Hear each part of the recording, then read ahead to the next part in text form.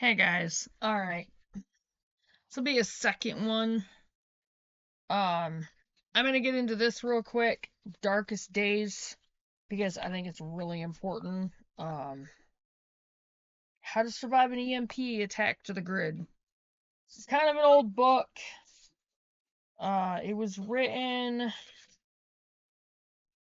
I don't even know when.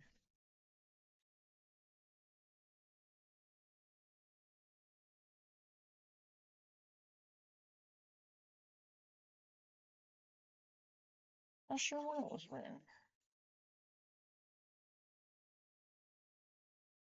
So it's in the back. Now this was written a few years ago. I got this before we moved. Uh, anyway. So I'm just gonna get into this.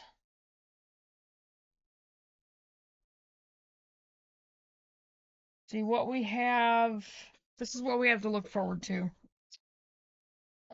Disclaimer, the introduction, and then chapter 3 is hemp. What is hemp? This is what it covers. How are the effects of nuclear hemp discovered? How would an EMP weapon be launched? Why you want to prepare for a nuclear hemp or geomagnetic storm? How does the EMP cause damage? What equipment and components are vulnerable to a geomagnetic storm or a nuclear hemp attack? Why bother protecting electronics? Protect your paper documents. EMP questions and myths, words of caution. Chapter 4, preparation is the key, the basics. You don't have to be rich to start planning. Turn preparation into a family experience. Faraday cages. What is a Faraday cage? What does a Faraday cage do? How do I build a simple Faraday cage? Equipment to consider storing in a Faraday cage. Facts about Faraday cage. 5. Make your own energy. Making energy using wind, making energy using sunlight, making energy using water, water wheel, hydroelectricity, self-powered energy, battery-friendly lights, batteries, solar-powered lighting solutions, emergency backup lighting, indoor and outdoor, vintage electronic devices, generators, gas generators, in-home whole house, thermal electric power generators, or TEGs, propane or LPG heaters, fuel, gasoline, kerosene, propane, oil, firewood, and charcoal. 6. Food production and storage. Growing your food. What to plant, what you need, start a greenhouse. Aquaponic and hydroponics, how to catch your food. Hunting and trapping. Learning to hunt, be an apprentice, review gun safety rules, practice, practice, practice. Archery, trapping, field dressing game, how to preserve meat, canning, making jerky, salt curing, dehydrating, how to preserve vegetables, perishables, cooking and canning at home, dehydrating vegetables, climate controlled area, cold storage, primitive river refrigerator, vacuum sealer, cooking without a stove, portable stove, mini grill, open fire, wood fired oven, solar cooker oven, rocket stove, Dutch oven, and a smoker. Number 7, your house is your shelter. The perfect shelter. Water, finding water, storing water, disinfecting and purifying, sanitation and waste disposal, medicine, storage of heat sensitive medicines, first aid kit, tools and clothing. 8, safety and defense.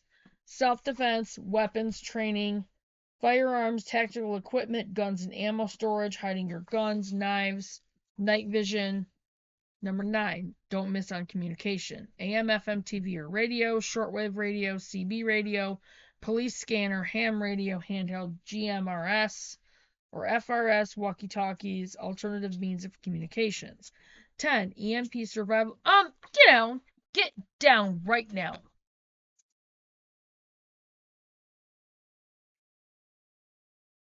EMP survival community. That's number 10. Finding people who think alike, necessary infrastructure elements, food and water production, industry, bartering.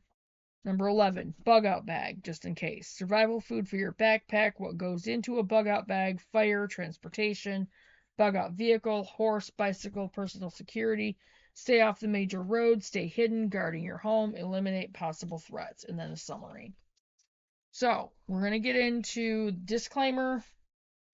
Information contained in Darkest Days and its several complementary guides is meant to serve as a comprehensive collection of time-tested and proven strategies that the authors of this course learned over the years related to emergency preparedness and how to survive an EMP. The material in Darkest Days may include information, products, or services by third parties. Third-party materials comprise of the products and opinions expressed by their owners. As such, the authors of this guide do not assume responsibility or liability for any third-party material or opinions. The publication of such third-party materials does not constitute the author's guarantee of any information, instruction, opinion, products, or service contained within the third-party material. Whether because of the general evolution of the internet or the unforeseen changes in company policy or editorial submission guidelines, what is stated as fact at the time of this writing may become outdated or simply inapplicable at a later date. This may apply to the Darkest Days as well as the various similar companies that we have referenced in this ebook and our several complementary guides. Great effort has been exerted to safeguard the accuracy of this writing.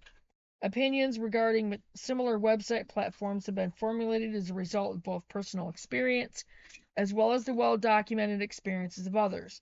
No part of this publication.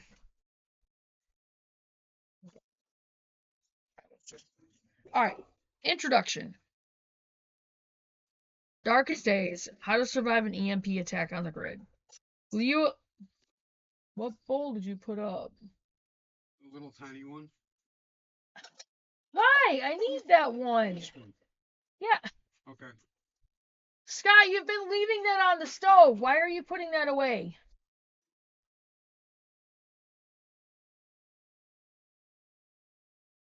That's the one I need in the morning. Sorry. Anyway. Darkest Days: How to Survive an EMP Attack to the Grid will allow you to take a look at what you need to do to prepare for the aftermath of an electromagnetic pulse (EMP). A single high-altitude EMP, or HEMP, caused by the detonation of a nuclear weapon at an altitude greater than 20 to 40 kilometers high in our atmosphere would cause extreme threats and vulnerability to you, your loved ones, your community, and possibly even your entire nation. A full detailed lay explanation of hemp has been included below. First, though, let's take a moment to consider why you and your family must have an emergency plan in the event of such a major disaster. It is important to have a plan ahead of time because trying to prepare at the last minute will leave you in the dark, literally. When a hemp strikes, there will be no time to go back and wish you had been better prepared. When a hemp occurs, many things that you take for granted that run on electricity will come to an abrupt end. Widespread power outages will cause repercussions beyond your wildest imagination. Food, fuel, medications, and other necessities, hi Panda, will quickly disappear.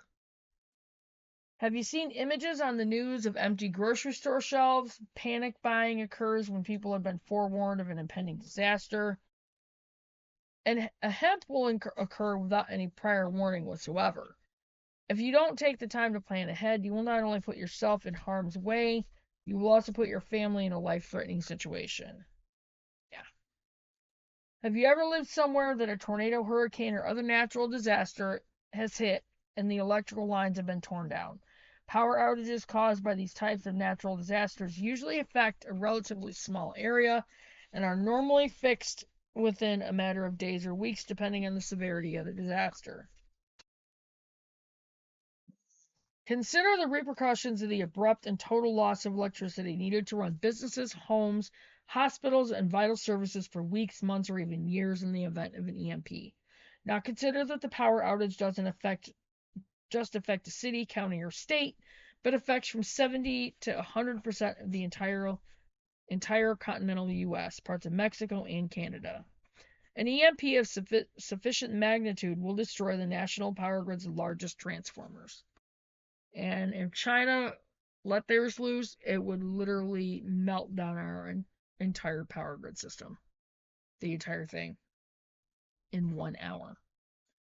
The executive report and critical infrastructure reports by the Commission to assess the threat to the United States from electromagnetic pulse attack and written testimony submitted to the U.S. Congress in 04 and 08 indicate that it would likely take 2 to 4 years for power to be restored to the entire United States after a deliberate hemp attack. Which, once the United States is down, it's down. Because biblically, our country is going to be taken out. Period. Faced with the devastating effects that a power outage has of such a long duration and widespread scope will have on our electricity dependent society, and considering the high probability that a hemp will occur at some point during your lifetime, it is only prudent to make reasonable preparations and to take what you consider to be reasonable precautions against the threat of hemp.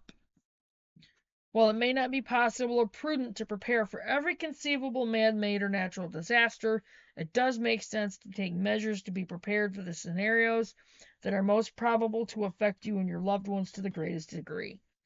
This book will present the more important and universal areas you want to start with, but your preparations must be individually tailored to meet your specific needs and those of your family. Water, shelter, food, medical supplies, safety, fuel, transportation, and communications are some of the most basic necessities to keep in mind as you prepare. You definitely want to get started now, not yesterday. You do not want to put off preparing because you want to survive, and you never know when a hemp is going to hit. So the next chapter is called hemp. And I'm going to go ahead and get off from here. I'm going to end this one. I don't know if I should try to upload it. I might.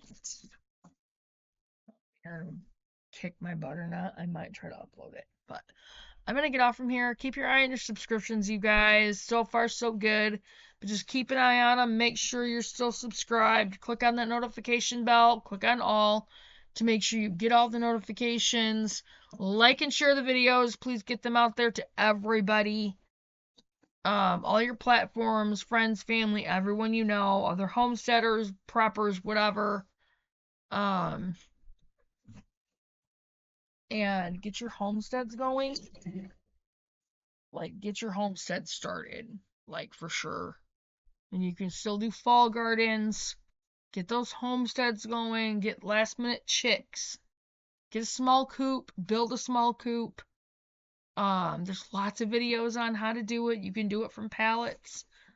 Do it better than we did ours. Make sure they're predator proof. Get that hardware cloth with the half-inch or quarter-inch. What was it? But get your homesteads going. Start prepping. Start getting prepared. Get this stuff going, and I will see you guys in the next video. Bye, guys.